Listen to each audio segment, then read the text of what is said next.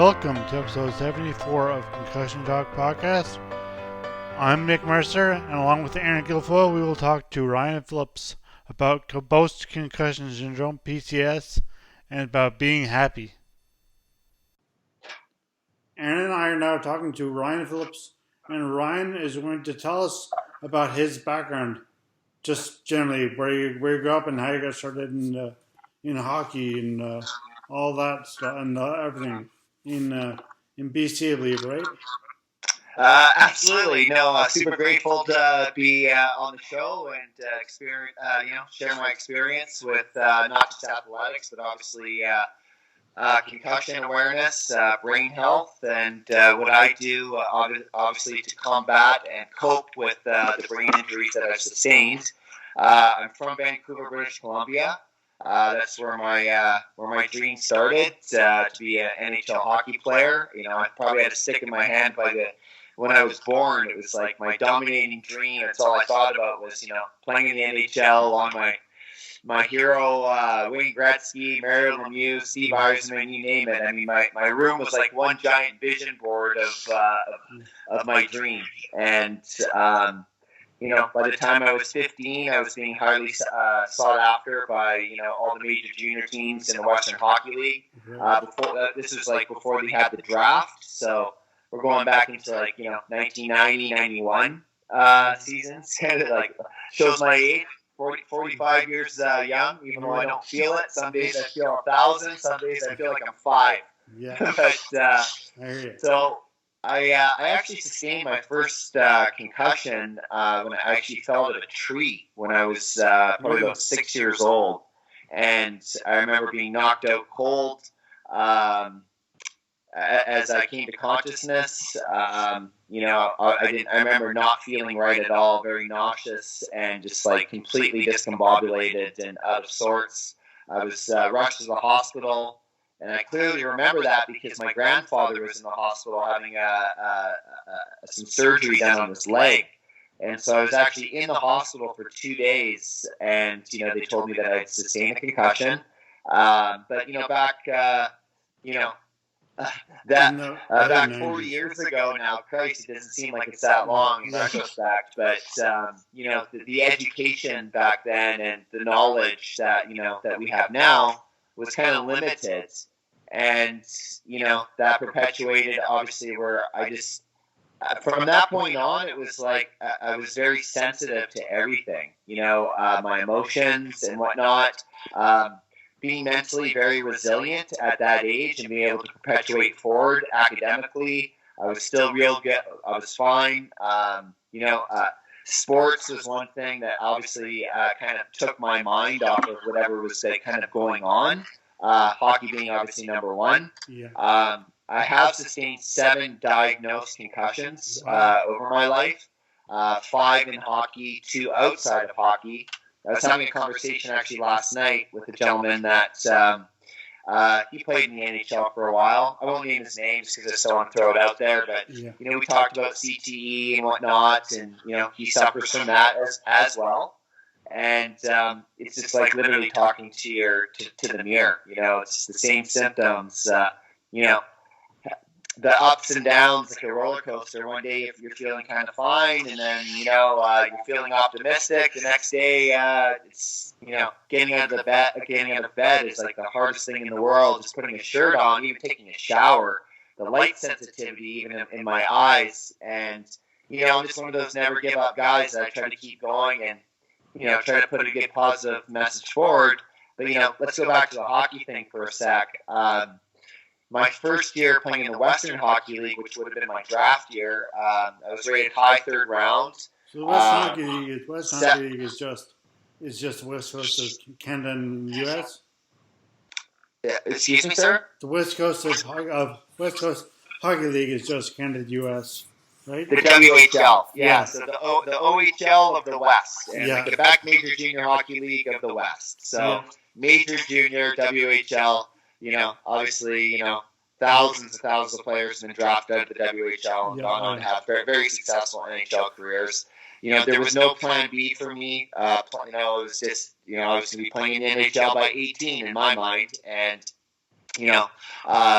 I say this humbly. I had the skill set, I had the size, and but unfortunately, that first year away from home, there was a lot of things that added into not just the concussions, but just your mental faculties as far as being part of a team where the culture has changed a lot over the years, right? So.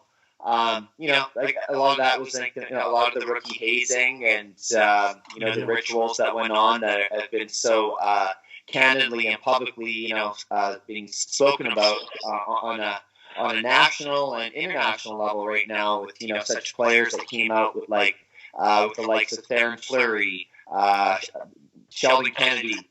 Even Dan Carcillo recently, with his issues with his coach in Sarnia. And I met Dan in Belleville last year at a public speaking engagement that we did for mental health awareness. It was with the Ducky brand. And, it was nice to meet Dan and see that, it's always nice to meet people that are going through the same kind of similar, stuff that you are. So it kind of makes you feel like you're less alone on this journey. But it's that first year away from home, I got hit from behind as I was going full speed, breaking on the left hand side of the ice, and I got hit from behind going full speed. And I remember tucking my head underneath my chin right at the last second before I hit the boards. And I suffered a really bad neck injury. I didn't break my neck, but I have severe arthritis in my neck now. I was out for probably about a minute and a half or so, knocked unconscious. And I also broke my shoulder in 3 places and dislocated it at the same time. And I remember my dad always said, whenever you get knocked down on the ice, get right back up. And, I remember that night there was a record crowd in the stands. So they were playing against the Seattle Thunderbirds. So there's 15,000 plus people in the stands at the Tacoma Dome. And I get up, I'm seeing stars, I'm wobbling to the bench. And, these are the days where people just didn't really have the knowledge of what happens. When you get that shock to your brain. And next thing I know, the coach kicks me in the ass and tells me to get out there for the next shift. This is not even 2 minutes later after being knocked unconscious and sustaining a very heavy concussion with the broken shoulder and dislocated shoulder at the same time. And my shoulder just dropped. It dropped literally probably half a foot, literally. And I looked up at my mom, my dad, my grandparents. They were in the stands. I remember looking at my father, and he was just, had this. I'll never forget that look on his face of worry. And I literally I mouthed the words, "I'm Fucked." I was just. It was a really, really tough time. Especially with the draft coming up that year and being touted high and. Next thing you know, I'm out for 4 months, and I got rushed to the hospital, and they had to cut my jersey off, and it was just those 4 months were really tough. A lot of confusion, still trying to fit in with the team with not even playing, and that's where a lot of substance abuse actually kind of got poured into the mental soup, so to speak, and just trying to fit in. Next thing you know, you're getting booze poured down your throat and all the initiations of getting, I mentioned it on other podcasts before, and I'm not trying to throw the league under the bus or, I love the game of hockey. It's got a very deep love in my heart. But these are days of, major rookie initiations that were very harmful on young kids' psyche and, getting taped up and thrown into the hot box into the bathroom there with 7-8 guys butt naked. You're not allowed to come out until you got all your clothes on, and it was really hard to go through that after going through an impacting brain injury where you don't even really know what's going on because I was at that point I was a straight A student, and now my cognitive ability to even concentrate with academics was getting hindered. And I just didn't even know what was going on. Like, what is going on with my brain? But I just, I kept shoving it down and putting it like it's no big deal. And I had no educational variety of, what a concussion really is. And, the injury to the brain, like with CTE, is just so, everything that comes along with it, the suicidal ideation. I do know why people take their lives. Would I take my own life? Not a chance. I just don't give up. My message to people that do have sustained, major head trauma, minor head trauma, anything, and are suffering from any mental health issues that have, been caused by a knock to the head or any kind of trauma whatsoever is to really source out the best help available. And that's what I had to do. And until I did that, I wasn't really able to gain any clarity on what I actually was, dealing with. And it just kind of opened up like the floodgates of other people being open. And, beyond hockey, all the concussions I sustained with hockey that, cut my career short due to, these issues that were sustained, not just from concussions, but obviously, your attitude towards the game, you're not able to perform at peak performance and whatnot. It left me kind of hanging with a little bit of resentment towards the game where, like, why am I not being taken care of the right way? If I do have a problem, say with substance abuse and whatnot, and I know it's changed a lot now, there is a substance abuse program in the Canadian Hockey League, in the National Hockey League, all the major leagues have them now, which is awesome. I'm really super stoked about that. I was band-aiding my pain with, painkillers and, you name it, whatever they gave me. It was, back then it was Percocets and morphine and, which led into clonazepams and Xanax and whatever else to, kind of stave away, like, why am I feeling like this? The anxiety and, I didn't know what depression was. Like, why am I feeling so down? And, why do I have my hands in my face all the time and just scared and living in fear? And that literally was my brain just like on that fight or flight, but literally 99.9% of the time my brain was on flight. And, as you can tell, intellectually I can speak no problem, but the pressure on my brain is still there.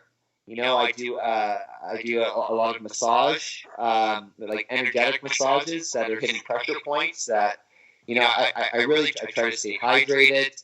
I do whatever I can do to actually just, kind of make it through the day with less pain, so to speak, because obviously body follows mind, and we obviously carry so many neurotransmitters, in our gut. And so I have to be really cognizant on what I put in my system as far as, food. So like every factor plays into the demographics of our overall, say, getting to the point of homeostasis, where our right brain and left brain are working as one, in unison, so to speak. So, like I said, I'm no expert. I'm learning as I go. I listen to people that have, obviously gone through similar trauma. And yeah, it's not always easy being able to accept the fact that, this injury isn't something that, is just going to go away overnight. It's never going to go away. It can just be it can only be really treated to the best of its capabilities. And, I really, truly wish there was more resources. It is one of the main driving forces why I rode across Canada and 4 other countries in 2019. It wasn't just for mental illness. It was for concussion awareness. It was for any mental health disorder. I was told I had bipolar.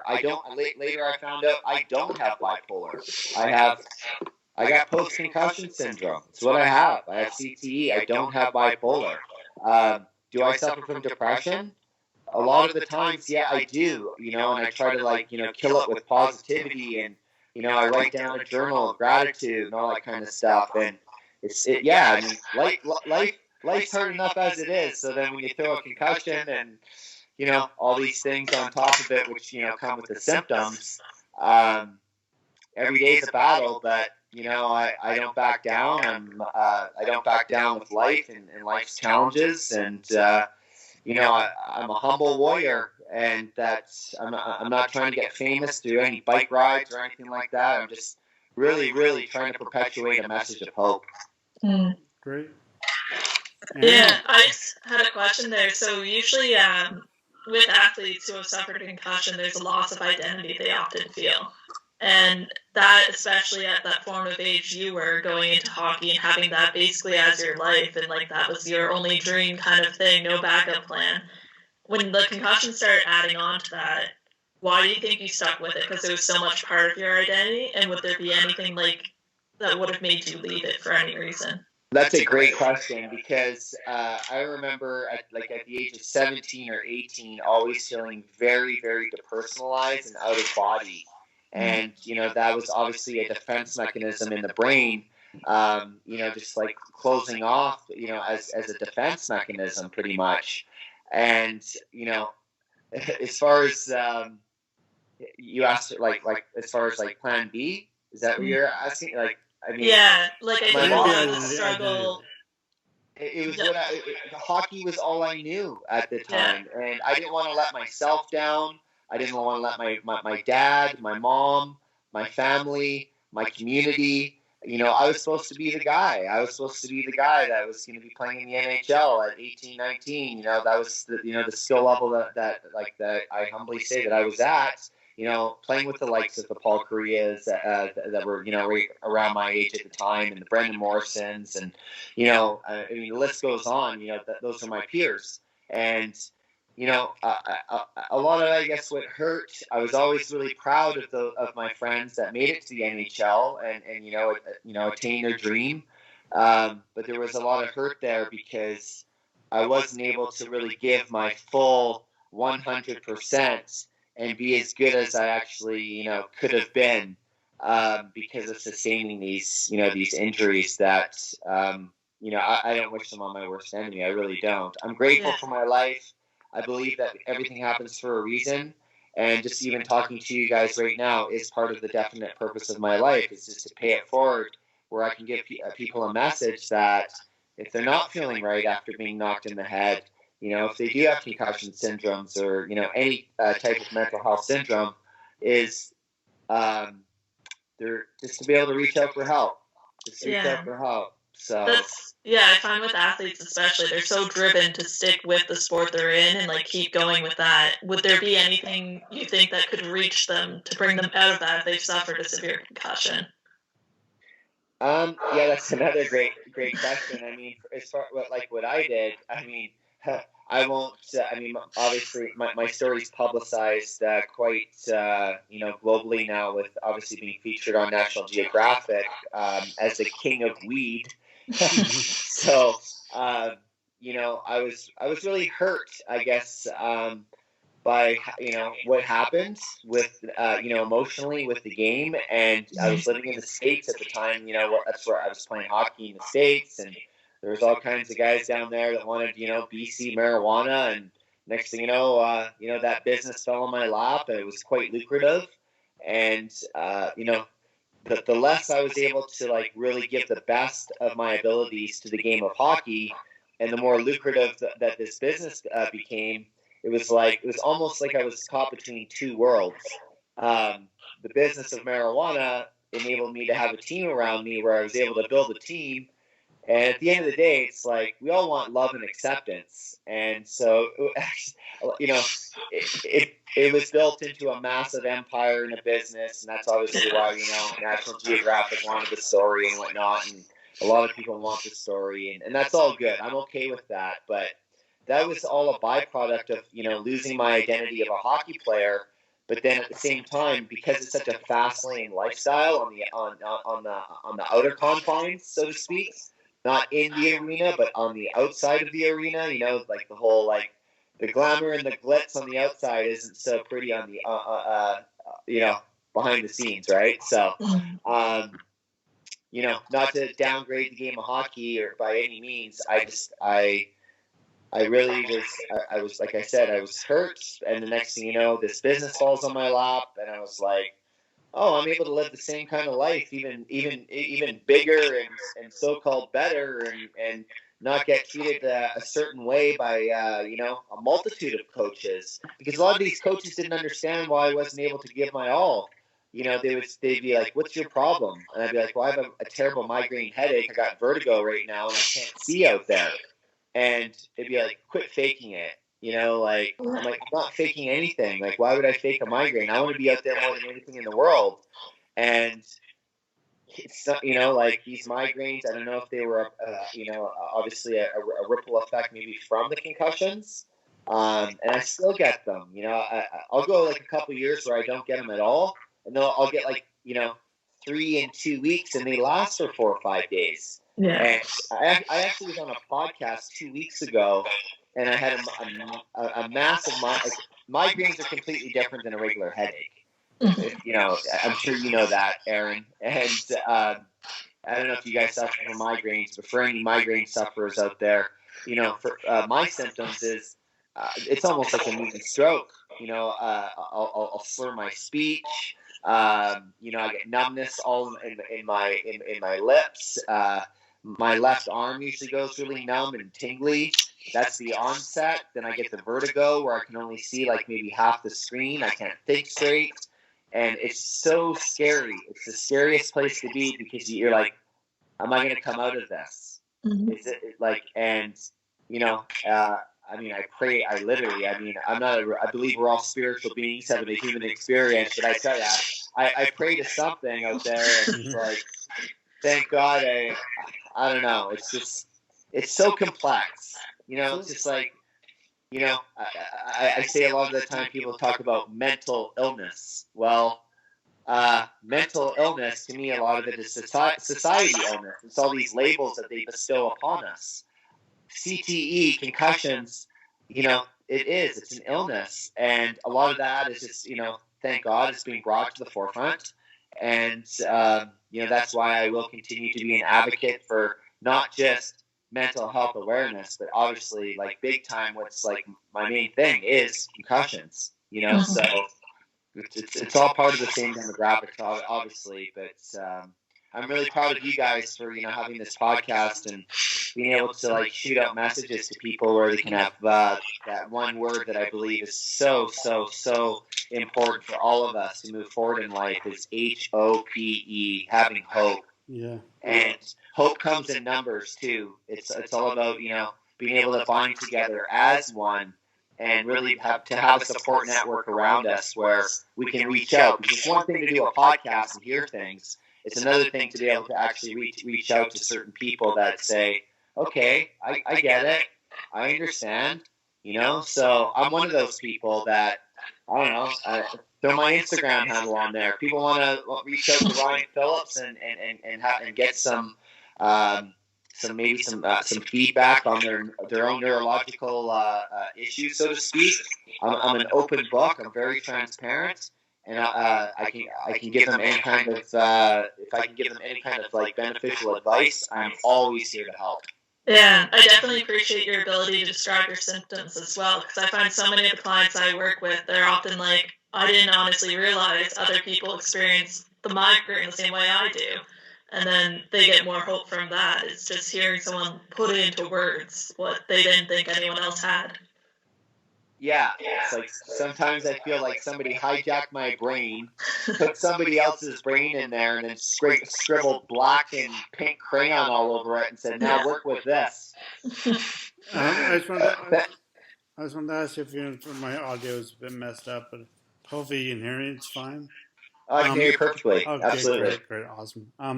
So I know you do migraines now. If you're a major part, never had a problem with migraines myself, but what other do you think lasting symptoms from concussion do you feel? I don't know, daily or whenever, just at all? I feel fatigue, lack of energy. I am taking some products right now that are helping me with that. I'm a firm believer in omega-3 fatty acids, like Herring Gold is actually a good brand. It's a non-GMO.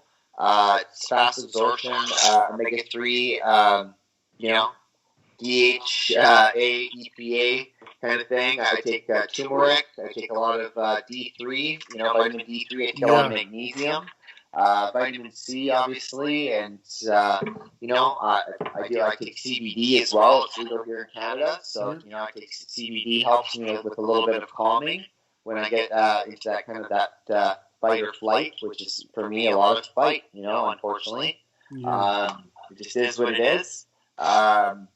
I know they're not completely legal yet, but I am an advocate for microdosing psilocybin. I heard actually that Oregon had interesting announcement. It's November 4th today, but last night in the U.S. election, Oregon had a ballot measure to allow psilocybin for critical care cancer patients, and that was voted yes or whatever. It was voted good up there. So anyway, that's just an aside. But. Absolutely. Yeah. So fire away. I'm an open book. Any other questions you want to ask me? I'm good to go. Pertaining to hockey, pertaining to anything in life. I'm a firm believer of just being able to share and whatever I can do to get back to you guys as far as a takeaway for the audience. Just give it. Great. Well, I still have one question about your fatigue. Where do you find there's a trigger for that? For when you feel the most? I think sometimes what happens is. What triggers me is a lot of light sensitivity. So during my daytimes are probably my biggest struggle. That I have to, just going into like say a Walmart or even just a grocery store even. The light sensitivity really affects me. I'm not that guy to be wearing shades in the grocery store, but I try to get it out as fast as possible.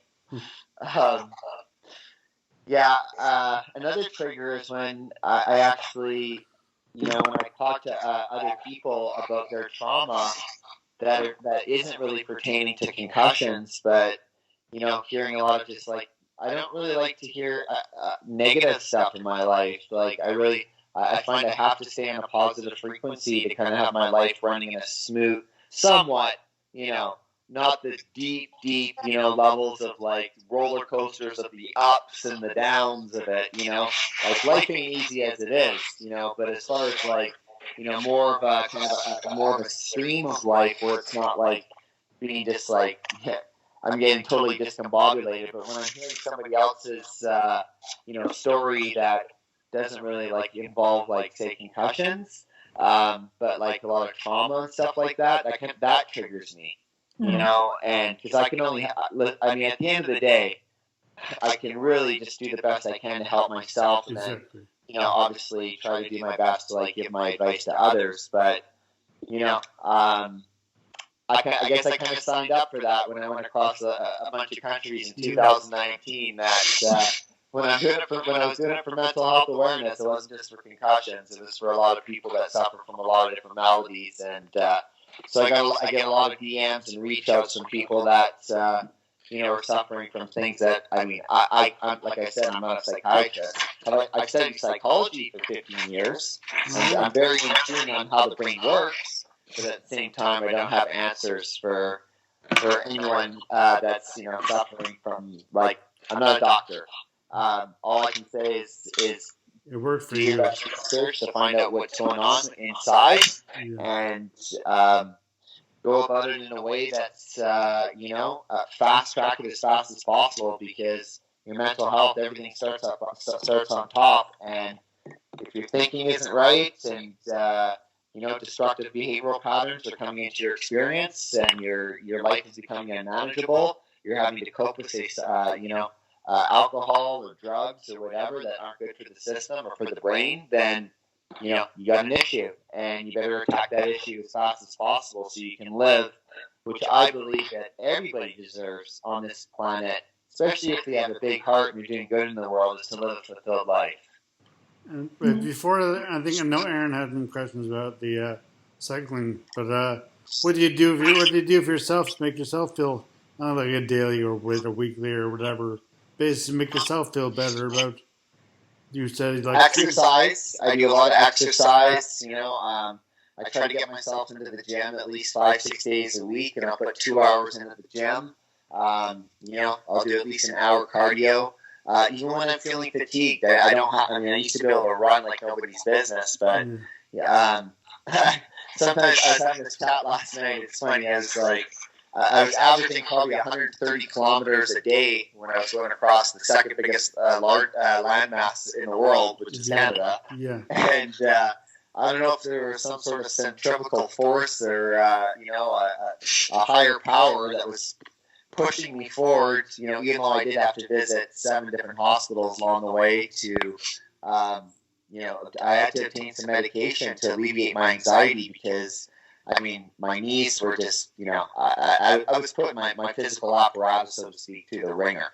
Yeah. And so I believe that exercise as much as you can, hydrate big time, 6 to 8 glasses of water a day. I'm not perfect. I'm human, right? So, I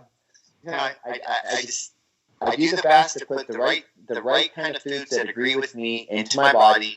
And other than that, exercise, and just if I'm feeling like crap, even though I don't want to pick up the phone, I pick up the phone and I try to talk to somebody that's understanding and kind of puts me into a level of more comfort and, alleviates a lot of anxiety. It's amazing how people with compassion, when you reach out to people that actually can have that kindness and compassion in their heart to listen, and give you a different perspective on the way you feel, and it makes you feel less alone, like I said before. So, yeah.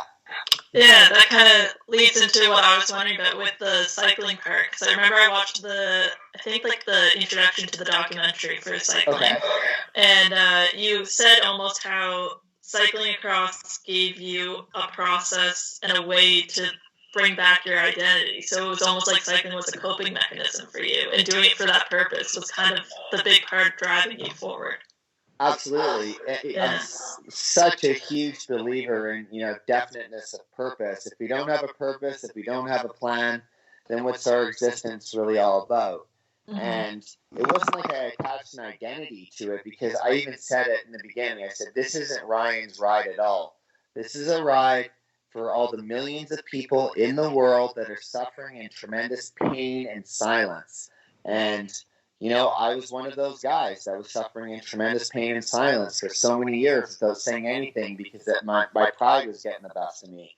And, I was prescribed all kinds of medication. None of it worked. None of it worked. I wasn't suffering from bipolar, yet I was given lithium. So I was like, I'm gonna take lithium for the first little bit here of the bike ride and see if it works. And it had such an adverse side effect, actually, that, and I don't mean to downgrade Big Pharma, because I know they took 3 minutes out of a TED Talk I did after I did the ride across Canada. I did a TED Talk on the whole ride. And I actually spoke very candidly on, natural-based plant medicines having the ability to restore the brain to homeostasis.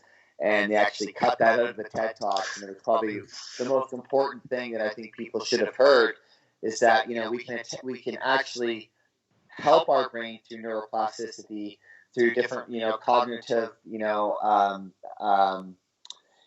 ways of coping, so to speak.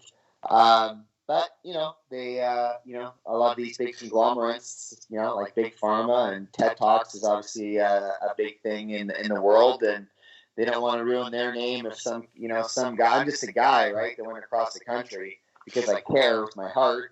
And, the sad thing is that science back, that natural-based plant medicines help with the brain. They do. And it's, I don't know how bad other people's symptoms are, but I find that, putting a chemical into my body actually drains me more than actually putting in good food, lots of greens, lots of water, good like detox teas, even taking, a neuroblend of, microdosing mushrooms and whatnot. if I have to do that, if I have to take the CBD and all this kind of stuff or whatever just to, stay level, so to speak, then, that's what I'm going to do. Yeah. The And of doctors, course, the all doctor's depends on the opinion isn't person, always too. right. Yeah, but it'll all depend on how a person reacts to whichever as well, of course. Absolutely. Yeah. Like, I mean, I've been prescribed Effexor, I've been prescribed Abilify, I've been prescribed Prozac. I mean, you name it. Like, it's just been one thing after another, and none of them have worked. None of them. It can be so difficult trying to find that chemical cocktail that ever will, and some people just never do. So yeah, I'm glad you found at least like an effective method that helps you, which is amazing. Yeah. Yeah, I think, and cannabis is, I mean, it's legal in our country now. Cannabis helps me. I don't smoke it during the day. But at night, I take a couple puffs of, it has to be the right strain. I don't smoke a full joint, or else it'll take me to the moon and probably, elevate my anxiety. But if I take, 2 or 3 tokes, and it gives me a kind of a better sleep. I don't have to take a sleeping pill or anything like that. It actually opens up a lot of my creativity.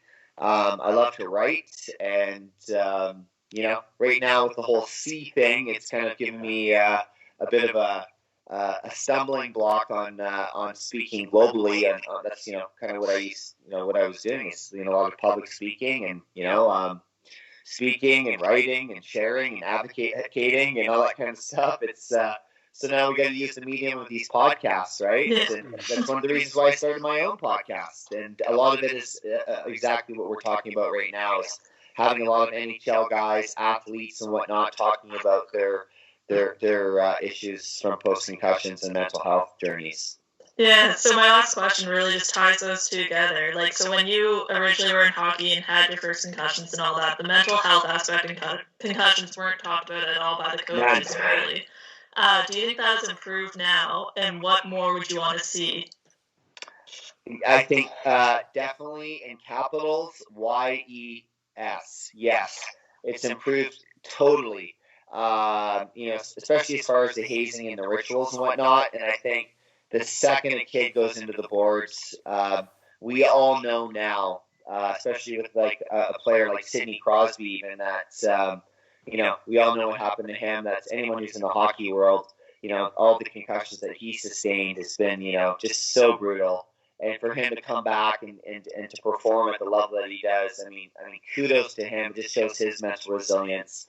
Ryan, I have one question about that. How did you like his description? He described a concussion as sort of like if you have a cold. You feel sort of if you have a cold or flu, but that's as best you can do to describe it. My description of my symptoms, and I know and everyone has different symptoms.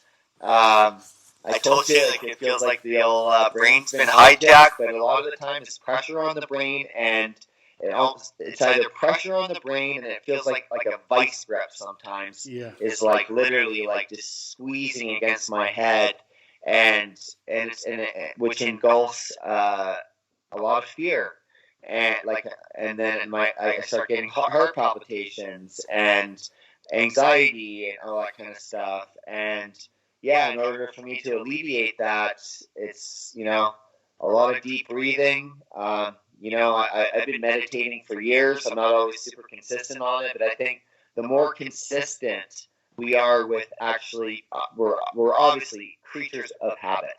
Human beings, we're driven on our emotions, and we're creatures of habit. So if we can actually structure our life with, good habits of doesn't mean you got to get up at 4 a.m, 5 a.m, whatever, but get up at maybe a decent hour.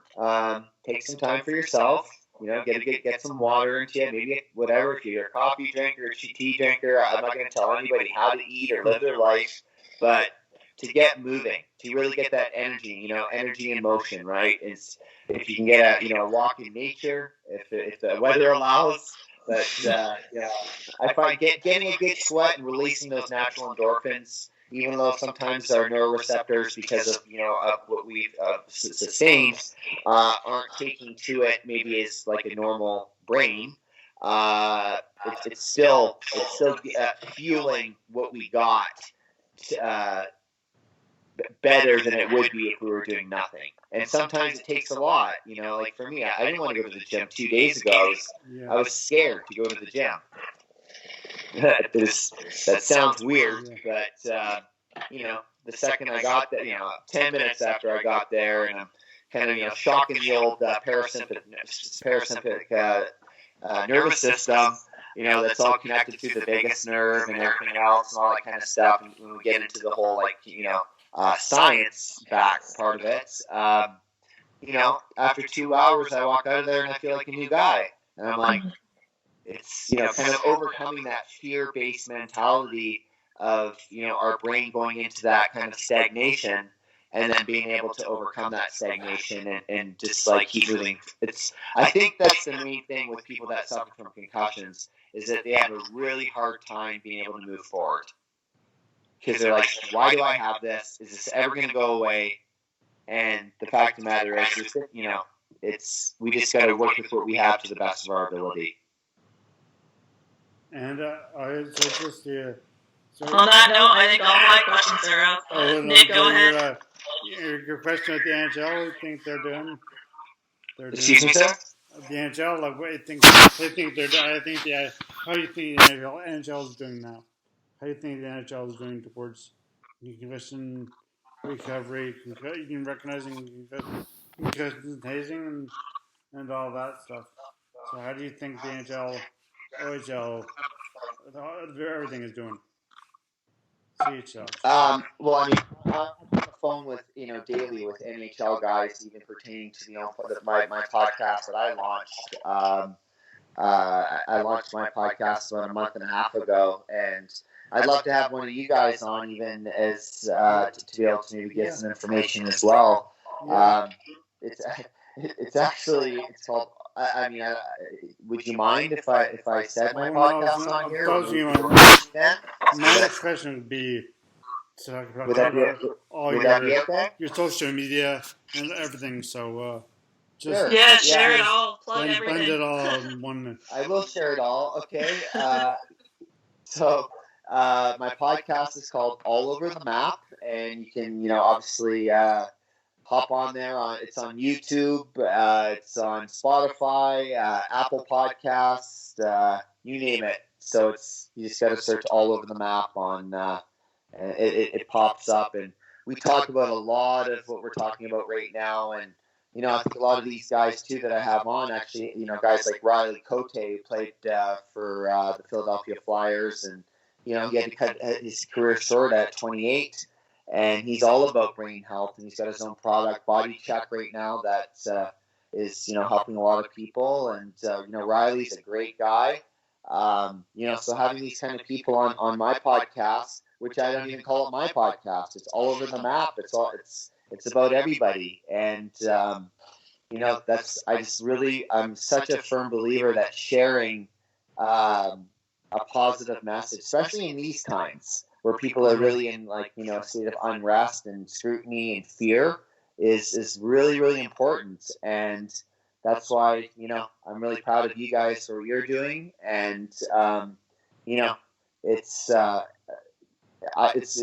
reason why I started my podcast. I started it because it's a medium to be able to help people out, that are suffering, and maybe not suffering, but that can help somebody that is. For sure. And so where else can people find you? You're on Instagram? Well, Instagram. Yeah, Instagram. I just made my my handle public not that long ago. So I'm open. You can reach out to me on Instagram. Absolutely. It's Ryan Phillips Warrior. So RyanPhillips Warrior. And that's my Instagram handle. And then my podcast handle on the Instagram is it's at All Over the Map Podcast. You can follow on there. And like I said, Spotify, Apple iTunes, all that kind of stuff. And reach out. Absolutely reach out. I'm here and available. And, until my heart stops beating, I'm never going to start advocating. Awesome. Did I say start or stop? I already started, so I can't stop. Exactly. Once you get the wheels turning, there's no turning back. That's awesome. So, Erin, did you have any other questions or anything else? And no, just thank you so much, Ryan. It was amazing talking to you and hearing more about your story. Can't wait to share it and get the message out and have more people reach out to you. I'm so proud of what you're doing. Yeah. Thank you so much. Thanks so much, Ryan. We'll get this podcast out on Tuesday, November 10th? November 10th.